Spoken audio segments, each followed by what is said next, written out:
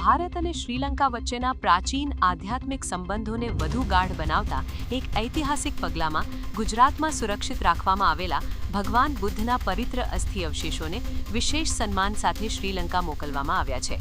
વડાપ્રધાન નરેન્દ્ર મોદીની neighbourhood first એટલે કે પડોશી પ્રથમની નીતિ અને બૌદ્ધ ધર્મના સહિયારા વારસાને પ્રોત્સાહન આપવાના ભાગરૂપે આ નિર્ણય લેવામાં આવ્યો છે.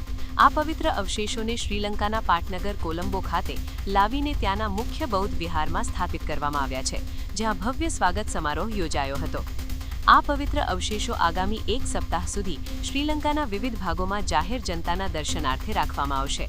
આ પ્રદર્શનનો હેતુ બંને દેશોના નાગરિકો વચ્ચેના સાંસ્કૃતિક જોડાણને મજબૂત કરવાનો અને ભગવાન બુદ્ધના શાંતિ તથા કરુણાના સંદેશને વિશ્વભરમાં ફેલાવવાનો છે. નોંધનીય છે કે ગુજરાતમાં વડનગર અને દેવની મોરી જેવા સ્થળોએથી મળી આવેલા બૌદ્ધ અવશેષો વૈશ્વિક સ્તરે અત્યંત મહત્વ ધરાવે છે. શ્રીલંકાના રાષ્ટ્રપતિ અને વડાપ્રધાને ભારત સરકારના આ ઉદાર વલણની પ્રશંસા કરતા આ પ્રસંગને દ્વિપક્ષીય સંબંધો માટે એક સુવર્ણ ક્ષણ ગણાવી છે.